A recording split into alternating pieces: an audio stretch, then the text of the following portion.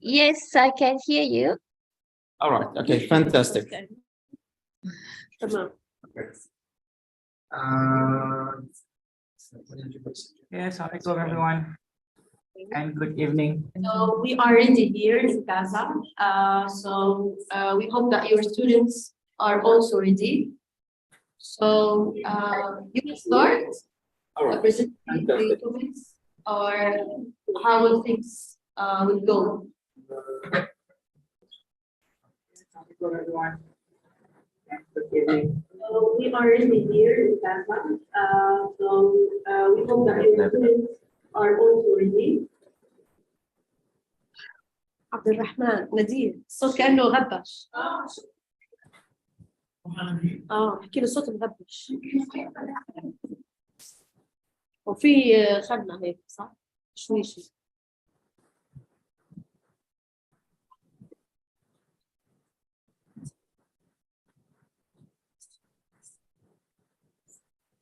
وين الباقي؟ ايش في مجموعة هناك؟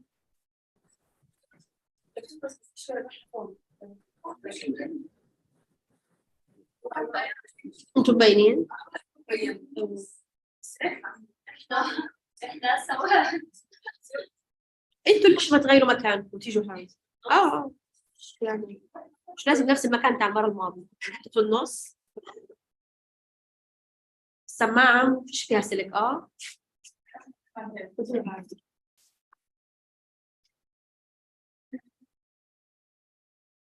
صوت في خدمة. Okay, so please, for the last time, could you please say something? Good morning. Morning.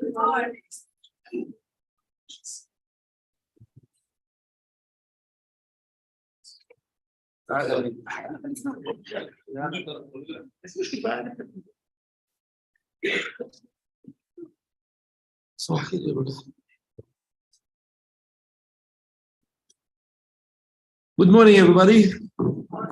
So, good morning, Malaysia. All right, good Good I'm afternoon. pleased to be with you, and I would like to welcome you all in Gaza University from Palestine. Good morning from Gaza, the biggest open jail in the world. We live in an open jail, but still we will resist the occupier, and we will resist and resist until we liberate ourselves from this vicious occupation and occupation force. We are very happy to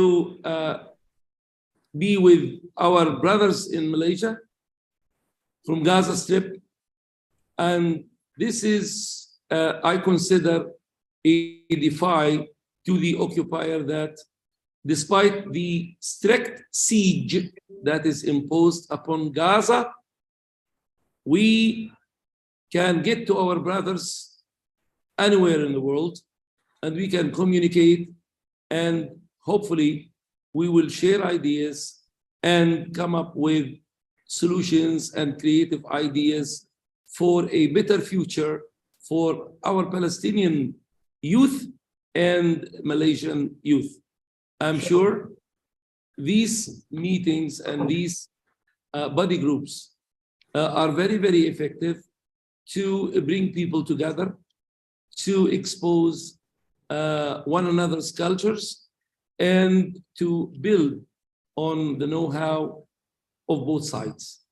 I wish you all the best of luck, and I promise you that when I have time, I will come and share you the discussions. What is your discussion topic for today? Today we talk about education in Malaysia and in Palestine. Also, we talk about cultures in both countries, in Malaysia and Palestine. Very good. I would like to add something to education, both in Malaysia and in Palestine, and that the future is quite a challenge for all of us, and that the economy of the year 2030 will be different from the economy of 2023. Therefore, I urge all the youth community to start preparing themselves for the new economy, the economy of 2030, which will be different from what we experience today. To me, as far as I know from my readings, that 2 billion jobs, 2 billion classical jobs will be lost by the year 2030. And definitely, if 2 billion jobs will be lost, maybe 3 billion new jobs will be created. Therefore, we must prepare ourselves for these new jobs, and this requires a revolution in the educational system and the teaching system, and how we prepare ourselves for these coming challenges. I think that we should focus more on digital sciences, and all the classical fields should be digitalized. And we should prepare ourselves also for vocational education, because the new inventions and the digital cars, digital electric machines require some sort of new technicians to deal with them. I am sure that good educators from all over the world are preparing themselves, and they are working on this. But the most important thing is to read and follow up what everybody does. I know that the printing machines provide materials that require one person to spend 1 week to read the printing of in his own area, in his major. So if you are specialized in engineering, what is produced in printing on 1 day requires you 1 week to follow. Now the challenge is, how can we review this, know it, read it, acquire it in less than 1 day?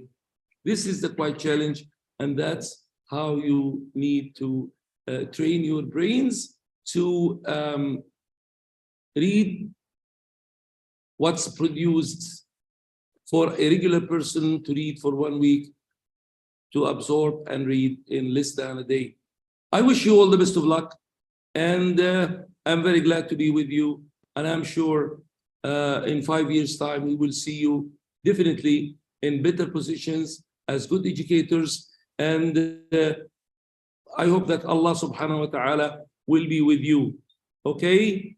Allah will be with you. May Allah bless you all, brothers and sisters. Ameen. Thank you. Thank you so much, Professor Hassan. Now I would like to give the floor to Brother Azmi or Brother Azizi. The floor is yours. Okay, Assalamualaikum warahmatullahi wabarakatuh, and very good afternoon to Malaysia and good morning to Gaza. All right. So I believe we have a speech from our honorable Professor Dr. Hassan Abu Jarrad, the President of the Gaza University, right? Right. So now I would like to invite Dr. Haji Azmi bin Abdul Latif, Dean of Center for Language Studies, UTHM, to give his speech. Please welcome. Assalamualaikum. Thank you, Mr. Azizi. Assalamualaikum, Professor Dr. Hassan Abu Jarrad, President of Gaza University. Thank you. And Brother Dr. Wissam Amir, Dean of Faculty of Mass Comm and Languages, Gaza University. My Deputy, Dr. Siti, Associate Professor Dr. Siti Nofazila, and students, dear students. First of all, I would like to thank Professor Dr. Hassan for your willingness to join us in Malaysia this afternoon. It's 3 o'clock here. All right. So I would like to Brother Azmi, we cannot hear you very well. Can you please be closer to the mic? Okay. First of all, I would like to say thank you to Dr. Hassan for joining us this afternoon in Malaysian time. I'm very sure that your presence during this session have made this session very impactful. You know, in the involvement with someone of your caliber, of your position. We are all in UTHM here in Malaysia. We are all very glad for your willingness to join us. And what is interesting about this buddy program is, as you mentioned, Dr. Hassan, the world is changing. Yeah? It's getting more challenging. And it is very important for these young people who are the participants of this, I should say, forum or this buddy program, because they are the future. People like myself, we are going to phase out in some years from now. But you know, people like Nazatul Isra, Ken Min Chiu, you know, Nurul Izzah, you all are the future. The future of Malaysia, and the students of Gaza University, you are the future of Palestine, and all of you are the future of the world. All right. So it's for me, it's very heartwarming to see you, to get to know each other. It's a very good exposure for students in Malaysia to get to know students and people of Palestine. You know, this is actually an opportunity for you to open up your mind, you know, broaden your horizon, right, to know what is actually happening in Palestine. All right. And also for the students in Palestine, right, this is actually a very good opportunity for you to make friends, to extend your network with the people outside the, as Dr. Hassan mentioned just now, the biggest prison, if I'm mistaken, Dr. Hassan? Biggest open prison. So this is actually an opportunity for you to reach out to the international community. So I would like to congratulate the organizer and also the students from from the Gaza University as well as UTHM for taking part in this program. So again, congratulations and thank you to you all. Back to you. Right, thank you, Dr. Haji Azmi Abdul Latif, the Dean for Center for Language Studies. For your information, we do have our Deputy Dean here today.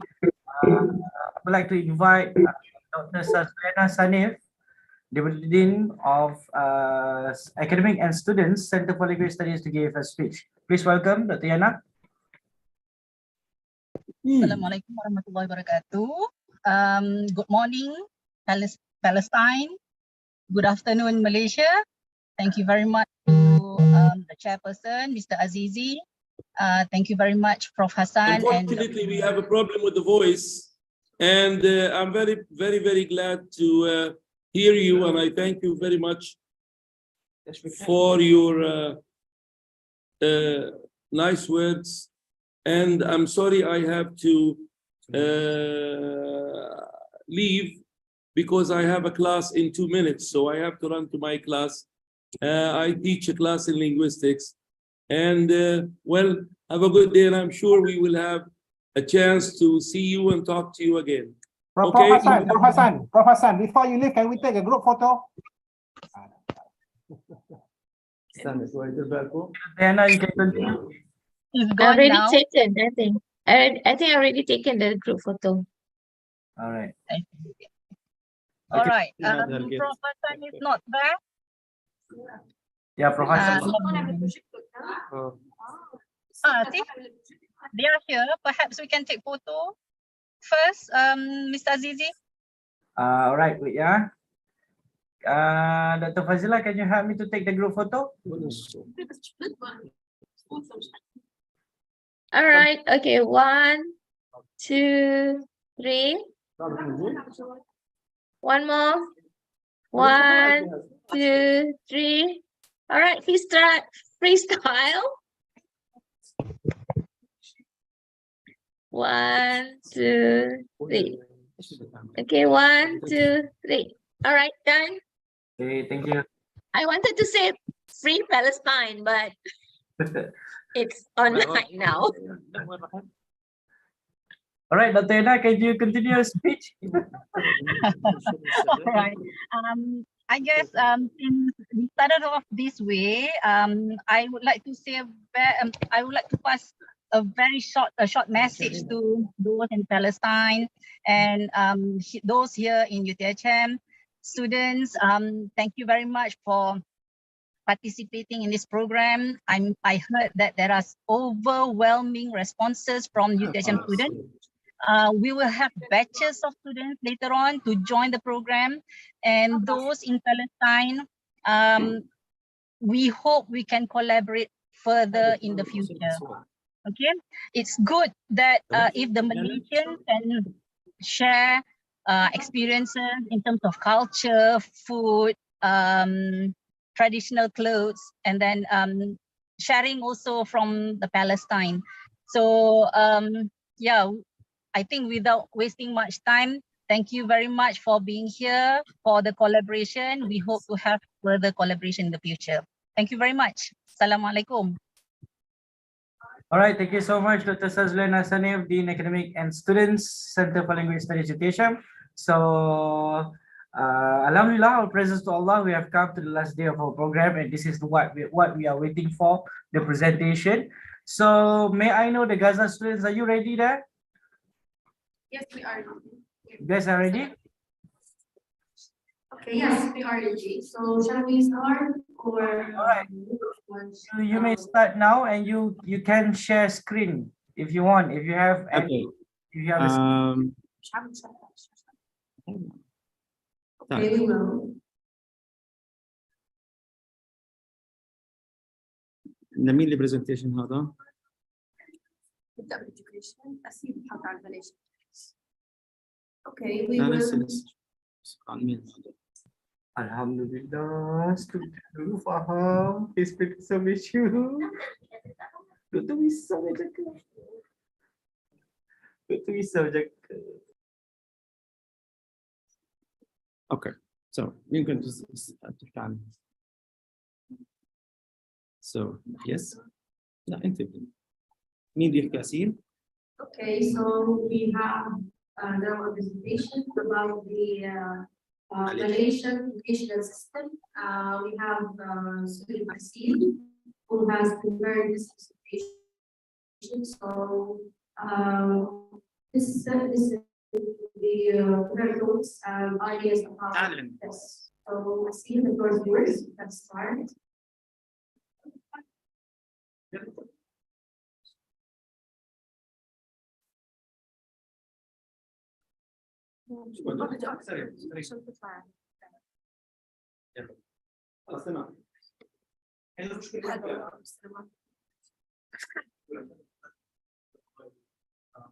Good afternoon all. Assalamu alaikum.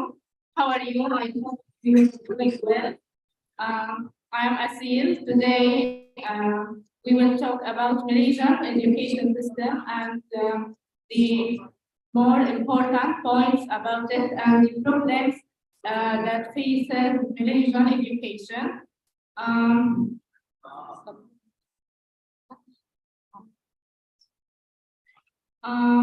First of all, the Malaysian education system is structured around optional kindergarten, compulsory primary school, followed by secondary, post-secondary, and university education. This means that we could say that Malaysian education contains preschools, primary and secondary and university education. Also, we can divide it into public and private education.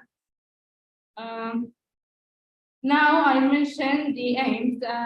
As any education system in any country, has its goals and main aims and purposes. As the Malaysian education system aims at first making Malaysia a center of educational excellence. This means that education system in Malaysia aims at making Malaysia one of the advanced countries and make it the center of educational excellence. Secondly, making children capable of becoming active, responsible, productive, and caring members of society.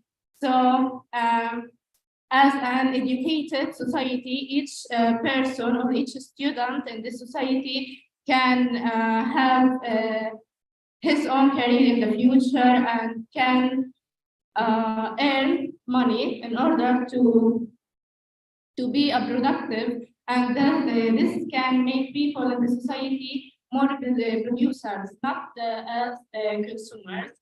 Last, graduates that can meet the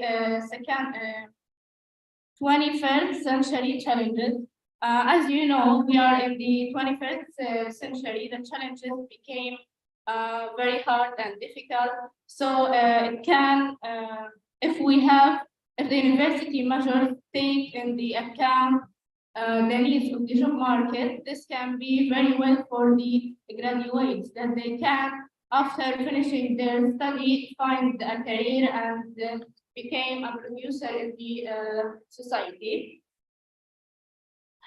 Okay, now I mentioned the education systems in Malaysia after achieving independence. So we could say that there is some differences between education systems in Malaysia before achieving independence and after achieved it. So after Malaysia achieved independence, this resulted into the Education Act in 1996 and the new policy in 1999. So I will start with the Education Act in 1996. It's a Malaysian laws which enact to provide for education and for matters connected therewith.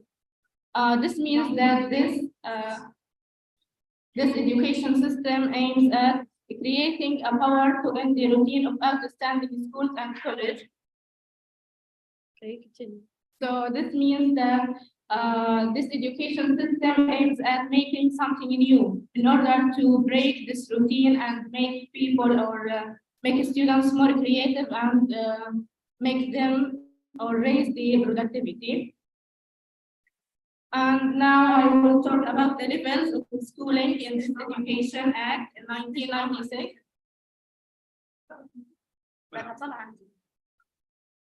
Okay, we have 3 levels, or we have more than 3 levels, but actually I searched about it in Google and take this information about different articles. So this is my summary, okay? First, preschool. Minister of Education. أي واحدة هنا. هذه لك.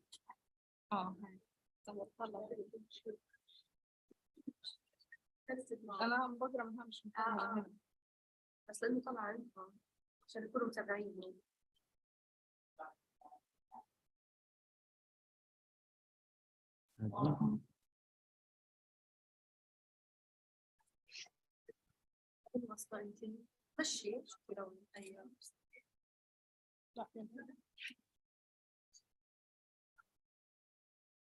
Okay, now I will talk about the levels of schooling in the Education Act in 1996. There is 3 levels. First, preschool. Minister of Education established preschool so children of poor families were able to receive the preschooling. This means that children of poor families were able to receive the preschooling because they can afford the fees, because it's a public education, not private, because of the Minister of Education established it. So it's very easy to receive this or receive preschooling in Malaysia because it's a public education. Secondly, primary and secondary. There are public examinations which are obligatory for all students. This is also here in Gaza or in every education system. In primary and secondary schools, there is a public examination that all students ought to take it or have it. Also, all Muslim students in all primary schools should take Islamic education. So in primary and secondary schools in Malaysia, there is an Islamic education that Muslim students can have it not only in the university education, so it's available in primary and secondary. Okay, here the last level, university education, it's establishment of universities and private college and teaching subjects like national language, Malaysian studies, and Islamic education. As I mentioned before, there's an Islamic education in both primary and secondary and university education.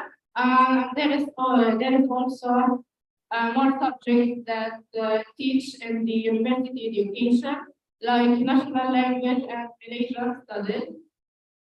In short, the Education Act in 1996 includes all levels of schooling from preschool till university education.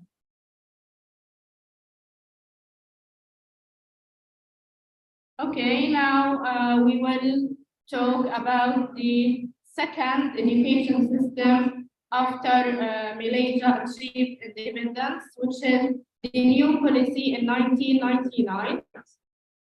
Education in Malaysia is managed at 4 distinct levels. So there is in this policy 4 levels of education, and in each level I will mention the body responsible for it and the tasks that they do. So we're gonna start with the federal. The body responsible for this level is Ministry of Education, and they take over all responsibility for developing policies and regulation with the leadership of the Director General of Education. So they aims at developing policies and education in this level. And the one responsible for this level is Ministry of Education. Okay, the second one is the state. The body responsible for this level is the State Education Department, which should provide feedback to the Ministry of Education on overall planning. So we can consider it as an art to the federal because it provides feedback to the Ministry of Education. This is the second level. Okay, the third one, which is district. The one responsible for this level is district education officers, and it provides links between schools by coordinating of programs, projects, and activities. So here we have a multi-task district, which district education officer is responsible for it, can link between schools by projects, programs, and activities. And the last one, which is school, it contains primary and secondary schools. This is actually similar to the secondary schools in the Education Act in 1996. And the head teachers are responsible for providing professional and administrative leadership.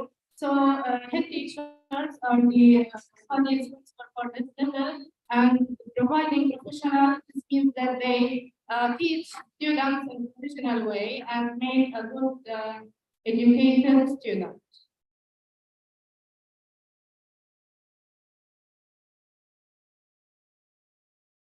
Okay. The language of study in private and international universities in Malaysia is English. As for public universities, they depend on the Malaysian language.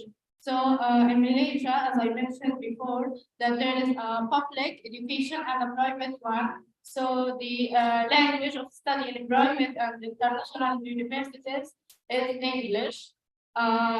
This means that if there is a British or foreign university and it has a branch in Malaysia, the language of study will be English. But for public universities, they depend on the Malaysian one. Okay, higher education are divided into 2 parts. We could say that there is public universities and private education universities. For private education universities not funded by the government of Malaysia. So this is not a public one. This is for from a certain group of people. They maybe want to establish a university, so it became a private one. For example, we have the international university on the land of Malaysia, such as the University of Nottingham, British, which has a branch in Malaysia. So it's a university in British and has a branch in Malaysia. Okay, now I will talk about the problems of education in Malaysia. Each education system has its own problems and obstacles. So here I will mention the main problems for education in Malaysia. Firstly, classroom size. Most of Malaysian schools, maybe there are more than 50 students in a very small and narrow classroom. Actually, this is also in Gaza. So I suggest for this problem that we can build other schools in any region. Okay. Second, family factors. Maybe some families cannot afford the fees of university, so this is a very sad risk that the father cannot afford the fees of his children's education. And students' attitudes and behavior. Some students can, or their behavior can be against the educational laws and universities and schools, so they didn't listen to the teacher or to anyone. Finally, lack of innovation in higher education, that there is nothing new in the education, so this can reduce the productivity and the student creativity. Okay, thank you. All right, thank you so much, Asil, for your presentation about education in Malaysia. Now we would like to give the floor to Brother Aziz. Okay. All right, so let's continue with the presentation from Malaysian students. All right. Maybe Ken's group want to present first? All right, sure.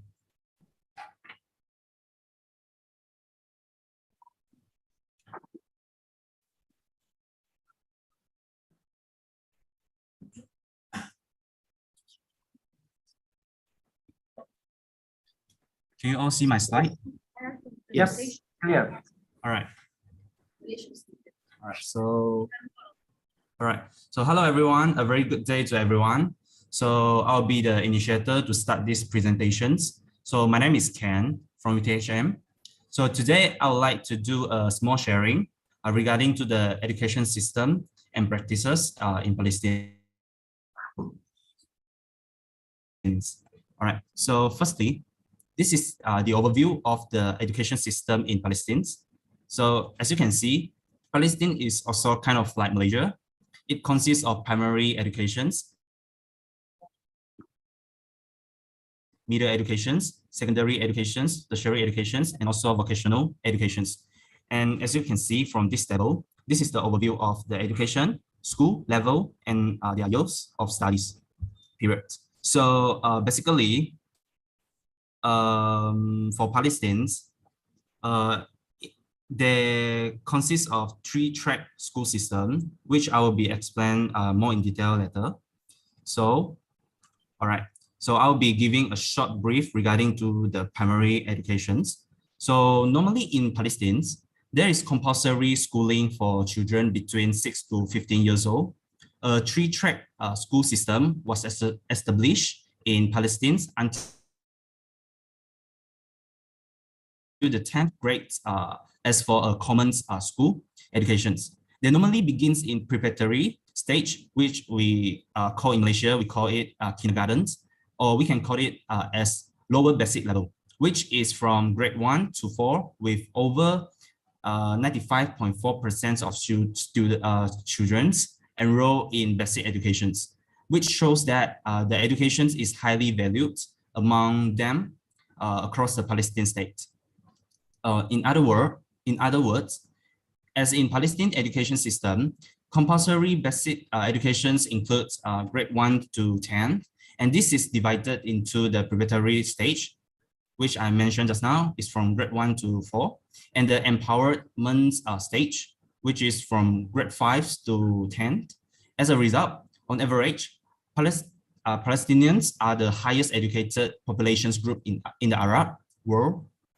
And in principle, Palestinian youth complete 4 stadia in their educations. Upon reaching the age of 4, a child goes to infant school for 2 years, and this is followed by 10 years of primary school. All right, so next I will pass the time to Lee Change for presenting the middle educations and also secondary educations in Palestine. Thank you. All right, thank you, Ken. Good day to you all. I'm Lee Change. So I will be sharing with you all the middle education and secondary education in Palestine. As for middle education, 6 years of education, 6 years of middle school follow, which Palestinians calls the empowerment stage or upper basic level, which is 5 to 10. As you can see from the table, primary education is just like our Malaysia's kindergarten, which consists of 4 years requirements, whereas the middle education, which is like our primary school in Malaysia, requires 6 years of study period. And next, secondary education, which consists of general secondary education and few vocational secondary schools, and it covers grades 11 and 12. At the end of this period, students have to sit for a national secondary education examination, TAUJIHI, which is a portal to tertiary education in Palestine.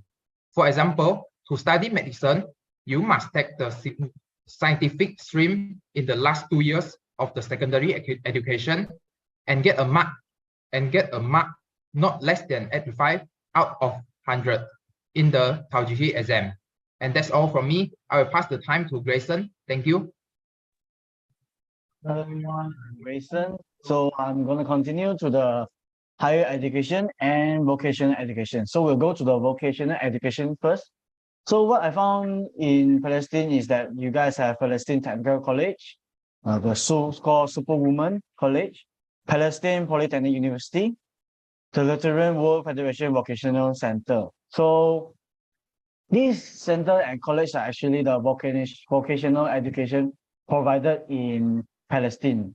Except these 4, there are actually more than 15 vocational education centers provided at Palestine.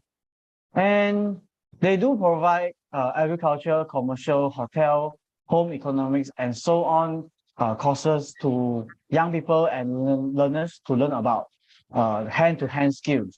So all these skills are to be learned and to be used during their working in their relevant sectors and jobs. Okay, so after the vocational education, it is actually recognized by Palestinian government. In these college and centers, they provide 2 years of skilled workers course, or you can take 8 months of the semi-skilled workers course. So after the secondary education, you can either go through the vocational education or tertiary, or we can say it as higher education, this option. So it's actually quite similar to Malaysia. As for the tertiary or higher education in Palestine, I found out that you guys have Gaza University, which is your, and then University of Palestine, Islamic University of Gaza, and Al-Azhar University, which is, I found it, is the oldest university in Palestine. Correct me if I'm wrong. So about the tertiary and the so-called higher education in Palestine, I found that it is actually probably to say that you guys, Palestine, have a very well-developed tertiary and higher education, which is a very, very good sign and a very proud thing to say that, because it's actually a scenario of a developed country. Next, the tertiary and higher education that provided in Palestine is actually you guys providing 2 years of diploma, 4 years of undergraduate degrees, 2 years of master degrees, and 3 years of doctorate. So the courses provided are such as pharmacy, arts, Mediterranean studies, law, education, agriculture, water science and environment, statistics, accounting, business administration, economics, political science, chemistry, biology, mathematics, which is a lot, which is that's a varies of courses to be chosen. So yeah. Last but not least, I would like to thank you all of you for your time and hope you guys enjoy our presentation. Ha Palestine, ha Malaysia. All right, thank you. I want to know, what does this sign mean? Okay, the sign that you have just made, what does it indicate or what does it mean? I don't know if you can see this one. What does it mean? It's actually a love. It's a love. Look at it. It's actually a love. What? A mini love. It's a mini love. It's a love sign. In Yes, English, the love what does sign. it mean? What? It's a love. Yeah, It's a love sign. Love sign. It's a love sign. Oh, yeah, that's fine. Because I noticed last time that you made the same sign, but I did not understand what does it indicate. So it's a good thing about your culture. Thank you. So now we have, thanks for this informative presentation. Now we have another presentation about culture, Palestinian culture, yeah, about Palestinian culture. So let's listen to Khulud and Zahra. I'm feeling just about this part.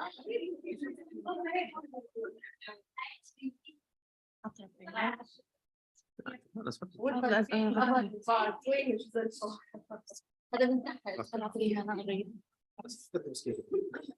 Okay, let's go.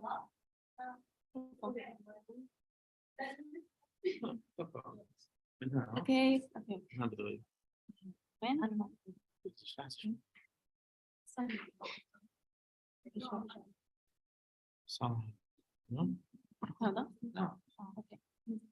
Hi everybody, how are you?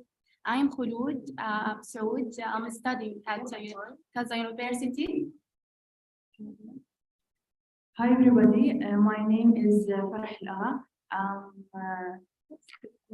Today I will talk about Palestinian customs and traditional. Okay.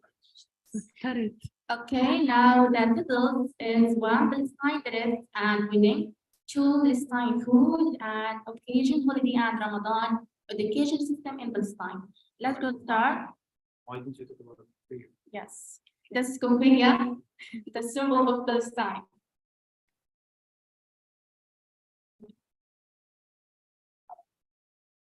Okay, now let's go to start. Palestine dress and wedding. The Palestine traditional dress is a large part of the culture of Palestine, and it is popular heritage, and it is more than their 1,000 years old. It's a symbol of Palestine women, and it is also worn by women in their wedding, and it is an important part of the Palestine marriage.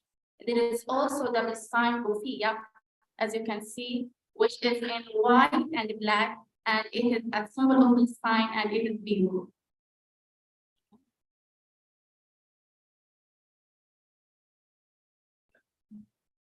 As you can see in picture, we have a dress and kufiyya and wedding, marriage, henna, as you can see in the picture. Now we will talk about Palestine food.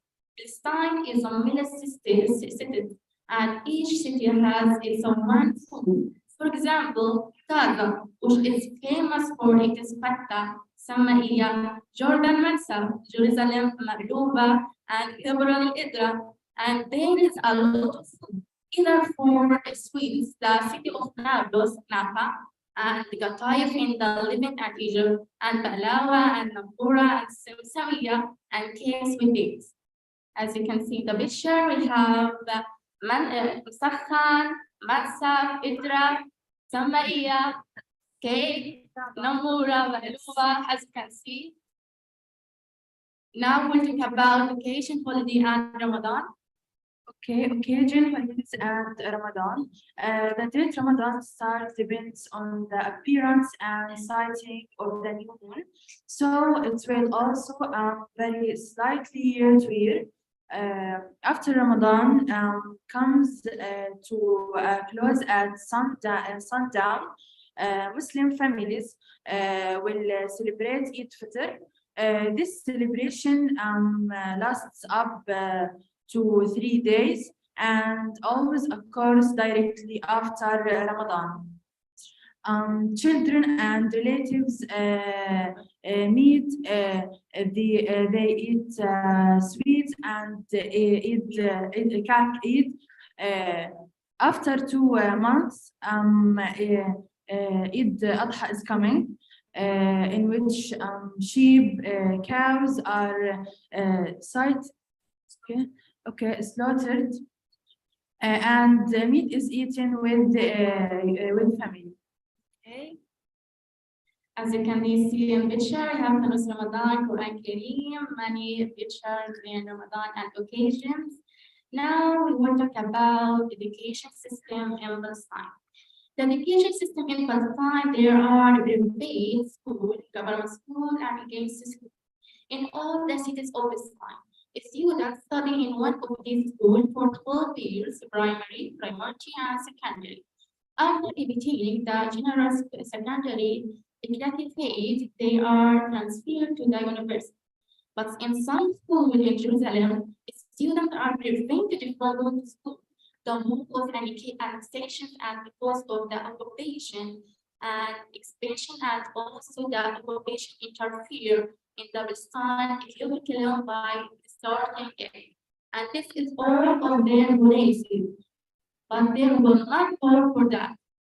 As you can see in the picture, we have operation stop the students going to school and money school and student occupation. Okay, and thank you for listening to us. Thank you.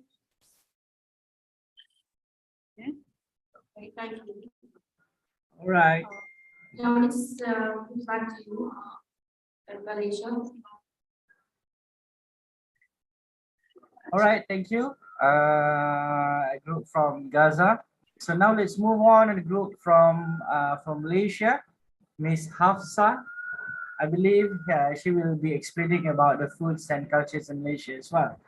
Hafsa, the stage is yours. Yes, okay. I will present. I will share my presentation. We continue or Okay.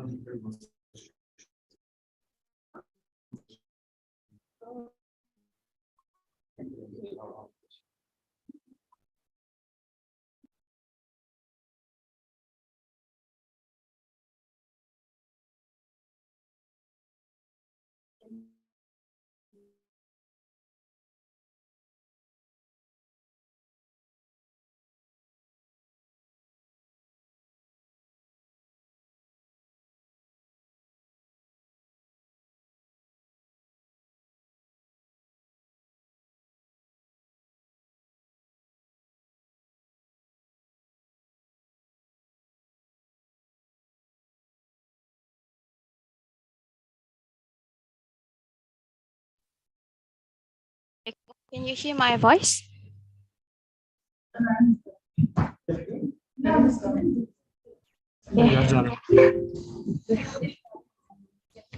Assalamualaikum and a very good morning for Palestine students and teachers, and a very good afternoon to my fellow friends and lecturers in Malaysia. So today I will be presenting about the Malaysian foods in Malaysia. Okay, so firstly, what is Malaysian food or Malaysian cuisine?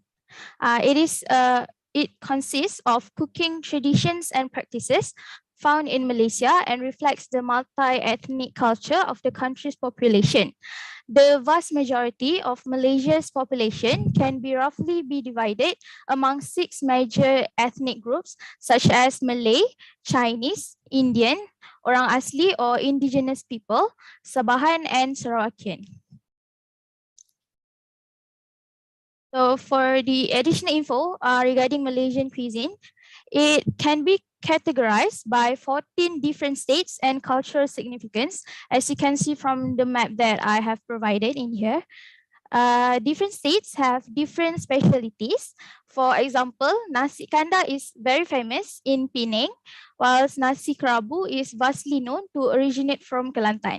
Malaysian food has also ranks in the top 50 in the world cuisine ranking, and Malaysia's roti canai also ranked number 2 on 100 best street foods in the world. So I will be talking about the top 10 Malaysian cuisine in my opinion. So firstly, there is nasi lemak, or there are many versions and varieties of nasi lemak. However, the basis of the dish consists of coconut milk rice topped with spicy chili sambal. It can be topped with with the option that you want, such as fried chicken or yes, anything that you want. You can put it on your nasi lemak. Secondly, ikan patin tempoyak. It is a fish dish with tempoyak as the crucial ingredient. Tempoyak is fermented durian, which is a popular fruit in the East Asian. If you ever come visit Malaysia in the future, you should really try durian when it's in its season, because it's really delicious, in my opinion. Thirdly, ikan bakar, which is a fish coated with a blend of spices and eaten with white rice and veggies such as cucumber and cabbage. Before is nasi ayam, fragrant rice served with fried chicken and liquidy chili sauce, soy sauce and veggies.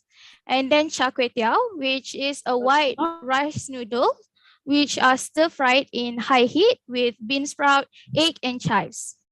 And then nasi kandar, which kanda is historically described as a stick used as a support to carry basket of dishes with. It is a dish rice served with curry dishes. And then we also have asam laksa, which is a slippery noodles served in grayish colored fish soup. It can be topped with onions, chilies, and eggs. And then we also have banana leaf rice. It is Indian originated, as Malaysia is a multicultural ethnic country. So we have many kinds of dishes from around the world in Malaysia. So banana leaf as the plate, and the waiter will serve the rice with a variety of tasty vegetarian cuisine. And then we also have nasi kerabu. It is a rice dish, which is a blue rice dish colored with the telang flour, a kind of flour in Malaysia. It is served with fried fine coconut, bean sprout, and blend dried fish. It is drenched in fermented fish sauce. And then lastly, in my opinion, roti canai is the top 10 Malaysian cuisine. It is a thin piece of flat bread served with savory dipping sauces such as dal or curry. Malays usually eat it with sambal or the chili sauce that we often eat with. Okay, that is all from me. I will pass the presentation to my group mate, Iza, to talk about the sports in Malaysia. Thank you.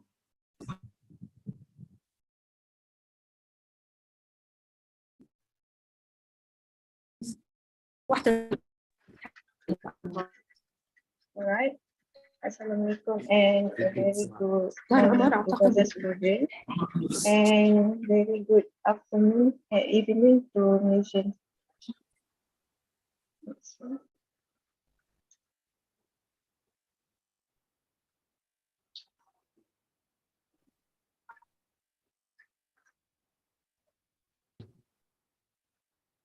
Good afternoon. So we can't hear you. Can you hear us? Yeah. Can you guys see my slide?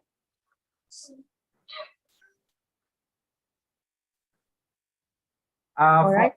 Sorry, wait, yeah. For Gaza students, your group will present after this, right?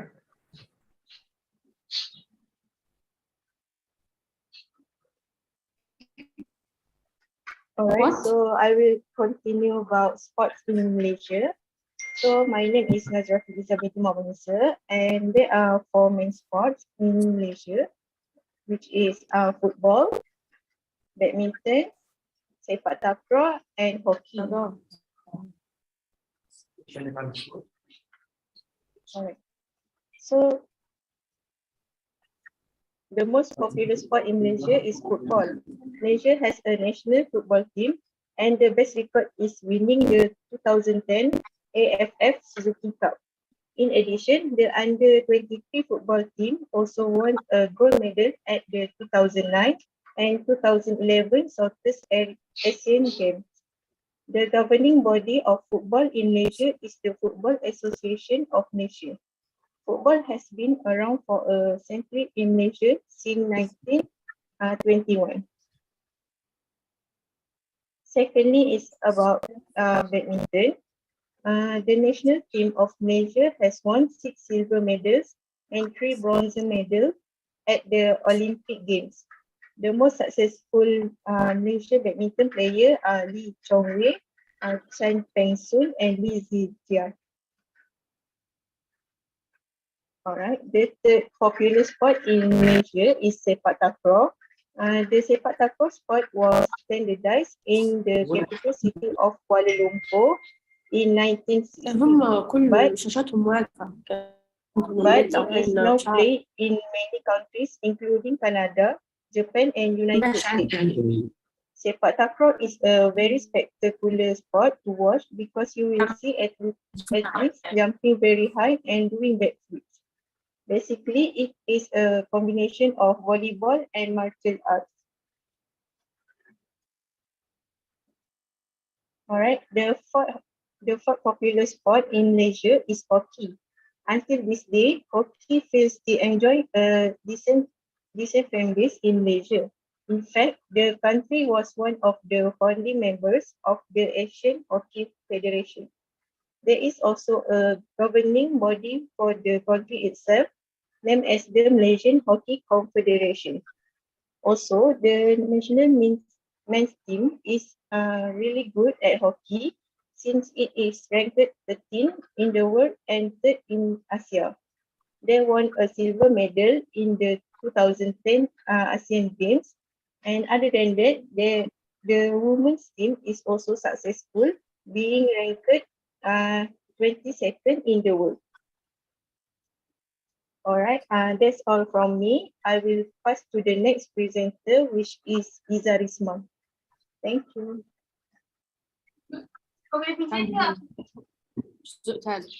Hello?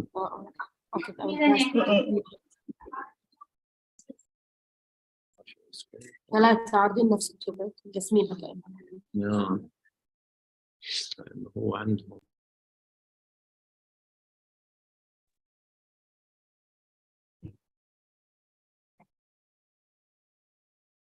Hello, can everyone hear me? Yep. Yes. Yes. I'm sorry if it's unclear because it's currently raining here. So I will talk about the Malaysian traditional clothes. Okay, so Malaysia is very famous for its diverse ethnicity, diverse races. So we have 4 main races here in Malaysia, which is Malay, Indian, Chinese, Borneo, which consists of Sabah and Sarawak. Okay, so as for the Malaysia traditional clothes, for the men, we have baju Melayu. So this baju Melayu is usually wear during a formal event such as wedding or during the celebration of Eid al-Fitr. So as you can see, the man is wearing what we call songkok, and the blue wrap that he's currently holding is called kain samping. And as for the women, we have two main cultural traditional clothes, which is the kebaya and the baju kurung. So the kebaya is actually a semi-formal traditional clothes, while the baju kurung is a formal traditional clothes. So for the baju kurung, it is a long blouse paired with a long skirt, and it is usually paired with a hijab. Next. For the Indian race, we have kurta and sari for women. So as for the kurta, it is a collared shirt paired with pants, and it has multiple colors. There's blue, brown, any color that is suitable for the occasion. And as for the women, usually the women's sari is very flashy, very visible to the people. And this is for the Chinese traditional clothes. For the men, we have samfu, and for the women, we have cheongsam. So these two are also wear in formal occasion, especially the wedding or during the celebration of Chinese New Year. So as you can see, both of the clothes are in red color. So Chinese actually really prioritize the red color, as it symbolizes luck, joy, and happiness. And this is for the Sabah. So for the Sabah traditional clothes, we have three sub-ethnicity, which are the Bajau, the Kadasan, and the Murut. So these clothes are usually worn during a certain festival or ceremony, such as the festival of Kemantan, where they will dance and eat all day.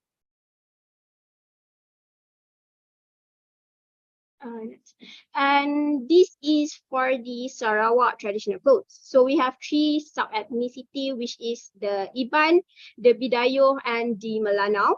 So just like Sabah, these are usually wear during their special ceremony and festival, such as the Pesta Menuai Sarawak, which again they will do their traditional dancing, and they're like they will eat together about their traditional food. Thank you. Next slide. Okay, that's all from me. Thank you. I will pass to Ismail.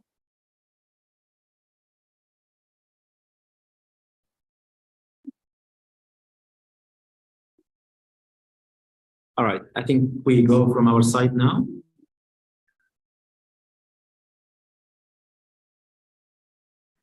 Okay, Ismail, can you wait for a while? And can we move on with the Gaza students first? Okay, so we have one presentation left and then another presentation. I think okay, just one presentation so far.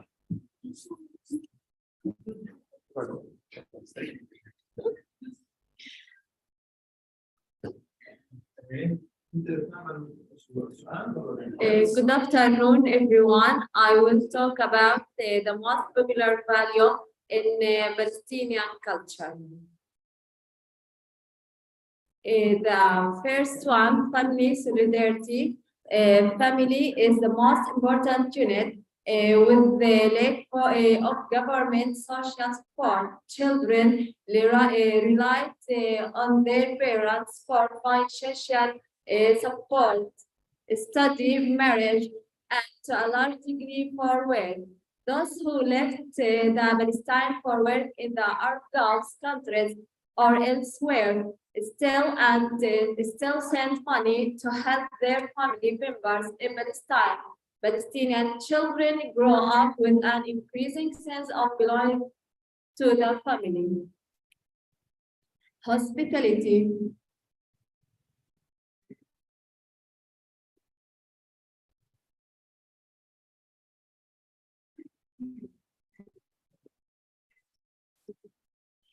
Hospitality, this is a top priority for Palestinians.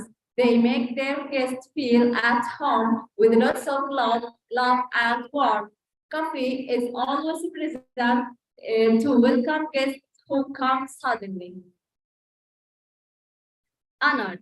The Palestinian society has a great respect for women. Modesty and chastity among women are key value. A woman's education is a source of high pride, sticking the land and fighting the occupation attempt to steal it is considered honor. Serving the Palestinian causes is also an honorable act. Children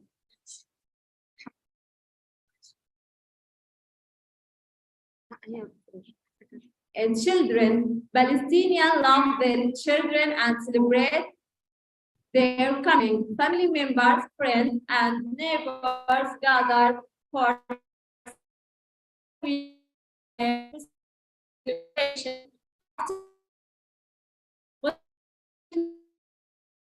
As a key to describe to the poor or our beloved ones.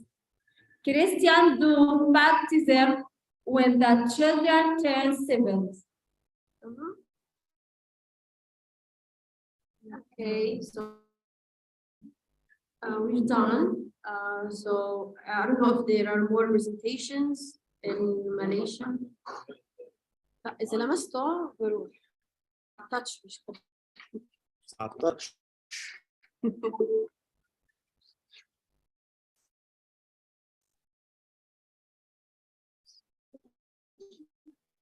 Okay. I would like to thank our students for their presentations. Also would like to thank a lot your students. I think there is there a presentation left? Okay, I think there will be one presentation left from Ismail. Okay, I will on the other two groups who are presenting because it has been asked by Dr. Wissam to finish around 4:30. So for the other groups, I will let you know.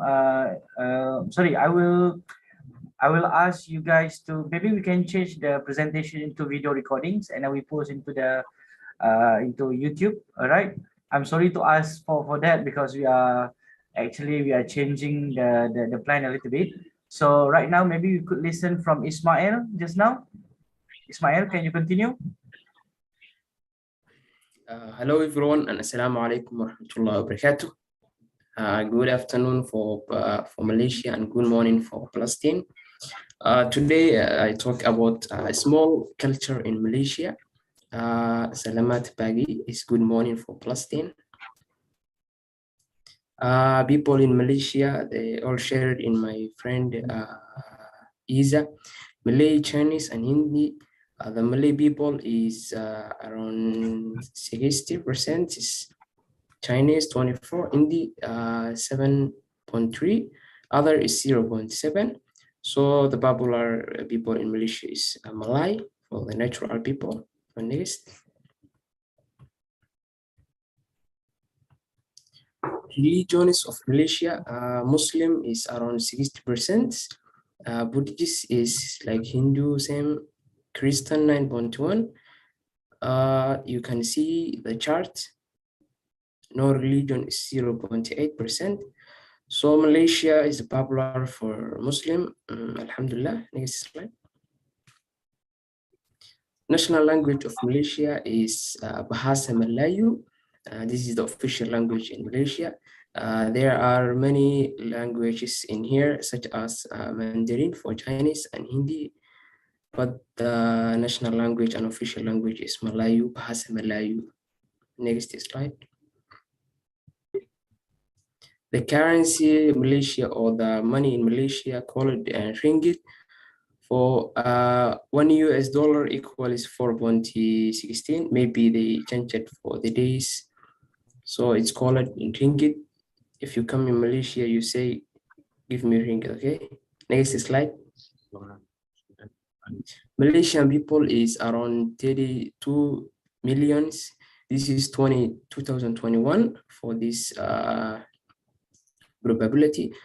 So Malaysian people is 32 million. Next slide. States in Malaysia. This is 13, but now there are 14 states in federal. They divided into two states who are federal territory or states who are in East Malaysia district or Mukim, and Sabah and Sarawak district are grouped into divisible. So the Malaysian state is 14 states. It consists of 14 states. Next slide. So our university, UTHM, is in Johor State, is one of the states in Malaysia. And thank you. Terima kasih. Shukran lakum. All right. Thank you so much, Ismail. So, all right, we're going to change a little bit. All right, before we go on, instead of we having another presentation, we change it to discussion. We are going to use another 15 to 20 minutes for the discussion between Malaysian students and Gaza students. Okay, so we open up the discussion in the topic of education.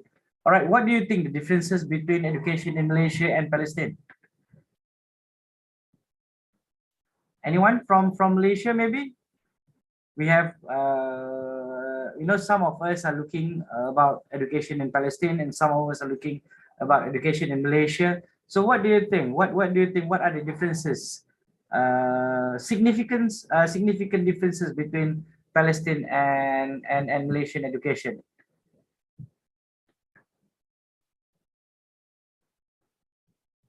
Anyone? Maybe from Gaza students, do you have any inputs regarding this issue?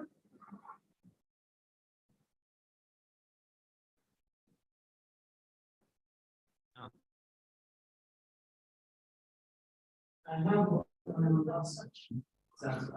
Yes. So what is the question? What is the question? Let him mute كأنه عشان يكون انت هلا حكيت. Can you hear me? Sorry? The difference in the educational system in Gaza and Malaysia, Palestine.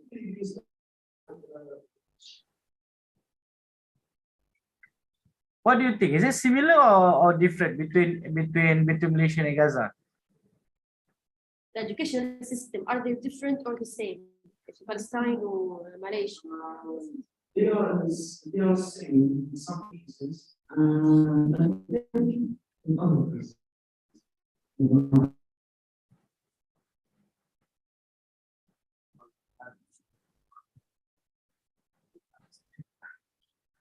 Sorry. Sorry, Ms. Azizi.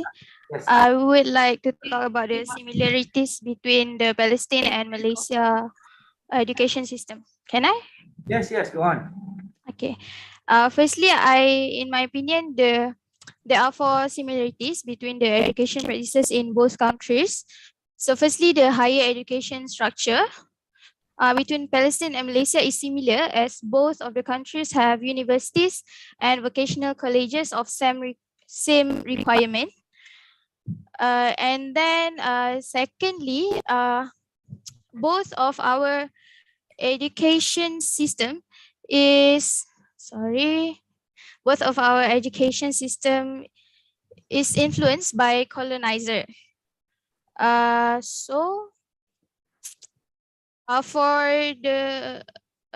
the Palestinian, the Israeli government took control of Palestinian education system, controlling the entire educational experience of Palestinian students, including curriculum, construction and maintenance of school, and employment of educators. However, this predicament is slowly changing to a better circumstance after the Palestinian Authority took back the rightful education system and made many innovative breakthroughs. Malaysia was also affected by colonizers. However, when the British colonizer took over Malaysia, the education system was established more systemically. Ethnic-based schooling system such as the Malay vernacular school, English vernacular schools, Chinese and Indian vernacular school was introduced. And then the similarities that can be found is the importance of education to the country and the passionate educators, in my opinion. All right, thank you for your inputs, Hafsa. I think, yeah, that's correct. I can You're see welcome. that we can see the different the similarities between Malaysia and Palestine. We do have vocational college here in Malaysia, and they do have vocational college as well in Palestine, like the polytechnics and everything. We do have our polytechnics, right? Around Malaysia, we do have. I'm not sure how many polytechnics do we have in Malaysia, but as previous staff of polytechnics, maybe can explain how many do we have, Dr. Siti Nurfaizah? Yeah, we have actually 12 polytechnics and we have like 21 community colleges. Yes, we do have 12 polytechnics in Malaysia for Gaza students, if you want to know. And we do have numbers of community college, which provides education for what we call it, technical students as well, isn't it? Yes, okay, all right. So I heard that Dr. Wisam has someone from Gaza to talk and give a comment about Malaysia, I think. Mr. Dr. Wisam, can you move on?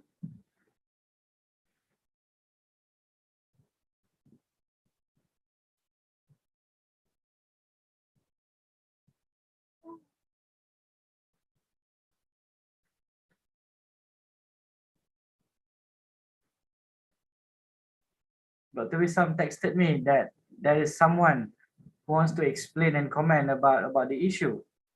I can't hear you, Dr. Wisam. Dr. Wisam, we can hear you. Can you maybe move closer to the mic?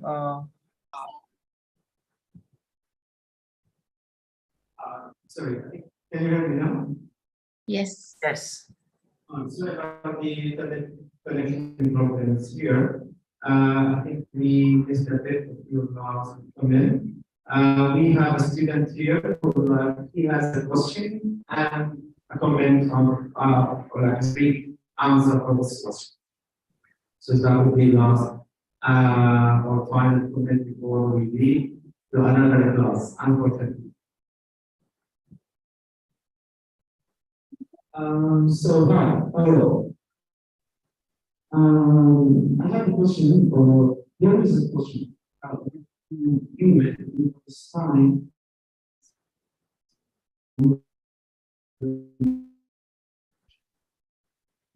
Dr. Wisam, the voice is breaking. Answer or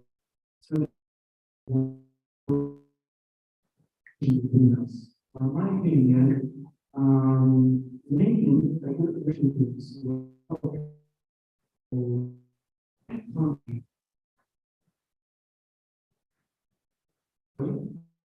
Yes.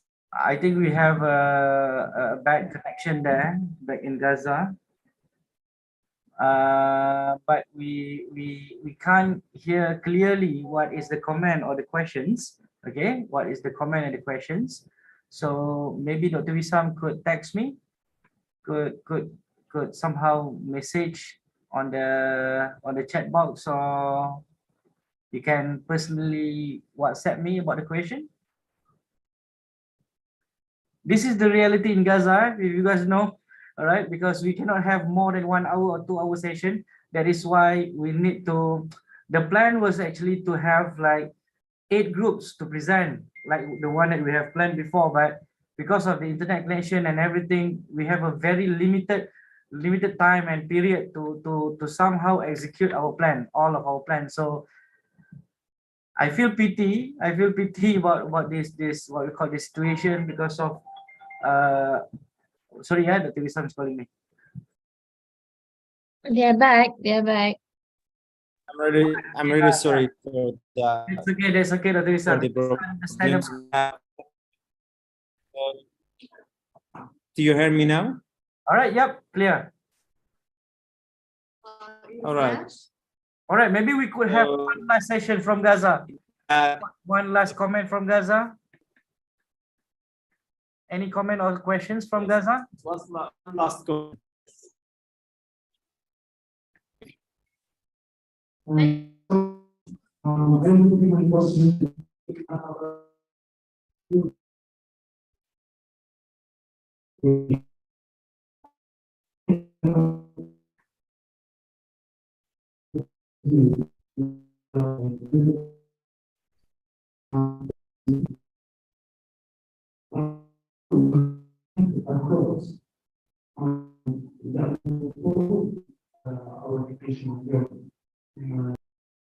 Sorry, Dr. Wisam, the voice is breaking too much. We couldn't hear you. Maybe you can text. I think they are not here, right? Are they here? It's just like on and off. Ah, The internet is breaking. It's okay, we'll wait. Yeah, he's there, he's back. Dr. Wisam, can you text me? Can you text me the questions or the comment? Or maybe you can on the chat box. Okay.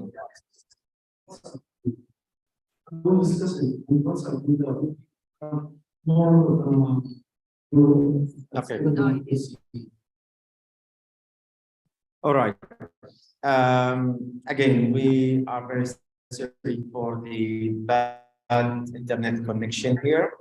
I think my student was speaking about like how to build a good friendship or a good nation through education, how we can make benefit of such programs like buddy programs with UTHM university students. We are very, very happy to have met all of you, and we are very privileged and honored with your with the cooperation. Thanks to Brother Aziz, Dean Azmi, and Sis Noor, and for all staff members and for our students for your cooperation and for your patience as well. Again, but hopefully in the future we can build something together and we can do some more cooperations for staff members and also for our students. All right, thank you so much, Dr. Wisam. So the student is asking or give comments about how education could empower the development of the nation, and I think yes, it is essential for us to have a very good education. And okay, maybe some of the students want to give comment on this on that issue, and later on I will pass to Dr. Siti Nur Fazila and Haji Azmi to give comment on that a little bit. Okay. All right. Any students, do you have any comment? How do you think? How do you think education could empower the development of the nation? Education could empower the development of the nation. How do you think? Maybe Ken, maybe Afiq, Yuresh, maybe?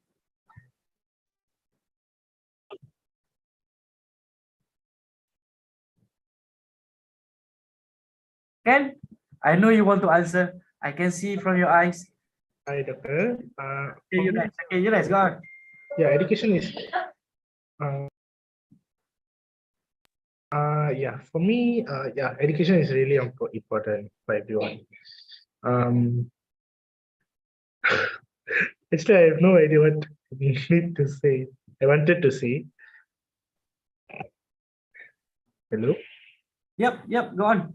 Yeah. So, yeah, my only personal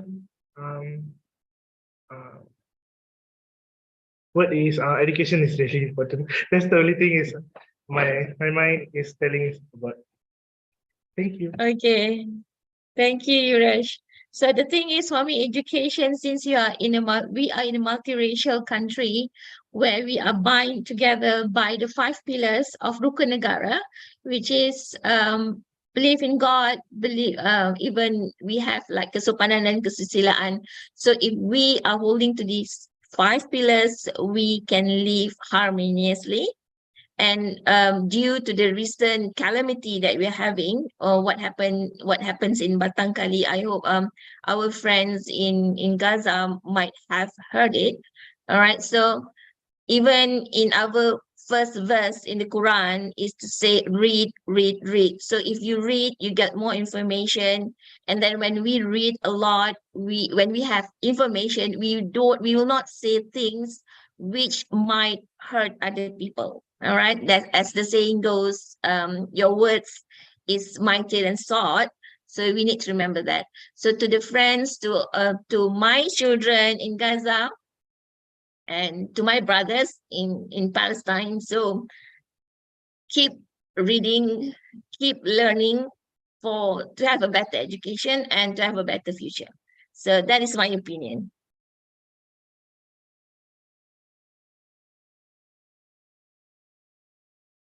Okay, perhaps Dr. Haji Azmi, do you have any comment on that? How education can enhance the development of a country? I have to become the moderator because Encik Azizi is online. Yeah, for me it's simple because you see when you talk about education, it's not only making people intelligent, but also how to make people be more responsible. So when you educate, you not only educate the mind, you need to educate the heart as well, you know, because sometimes you see intelligent people with intelligence, good IQ, but they don't have the emotional quotient, all right? They don't have the feeling of empathy. It's not being built up in their soul, all right? So you have heartless, intelligent people, all right? So for me,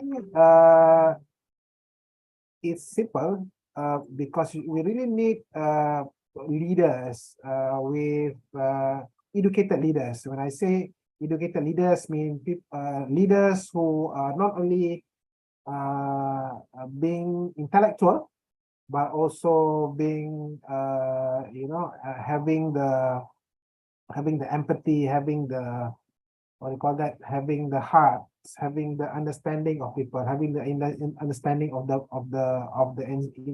people of the nation.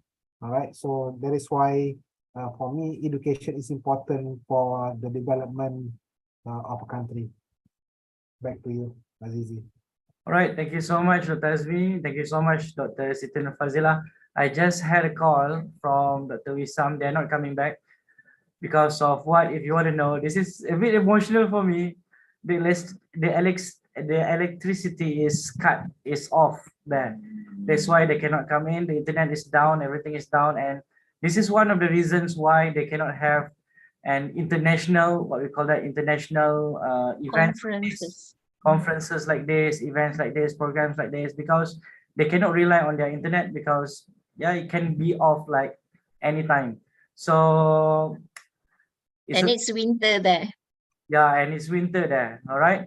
And I feel bad for those who cannot present. I feel bad for, I think, Hafsa, thank you so much for becoming the savior, explaining about the traditional things, foods and clothes and whatsoever.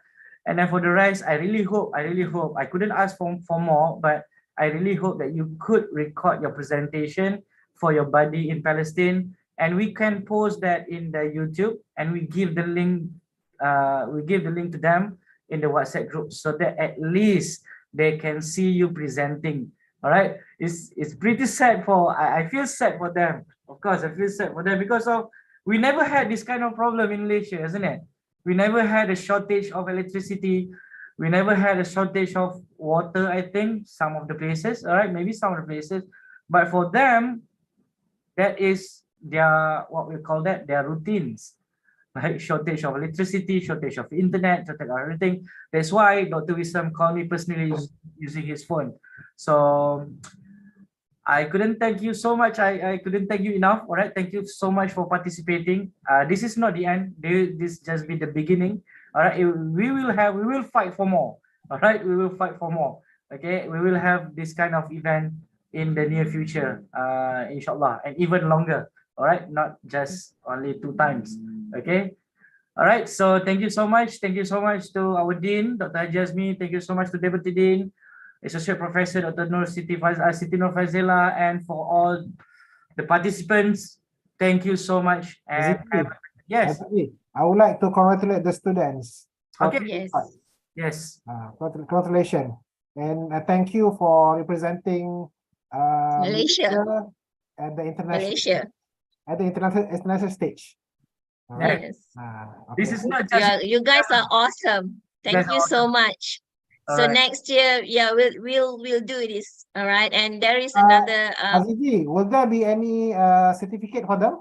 Yes, there is a link I posted in the WhatsApp group, and the link will generate the certificate is already there. They will straight away email you the certificate, and if you have any problem about the certificate, just let me know, and we'll fix that for you. All right.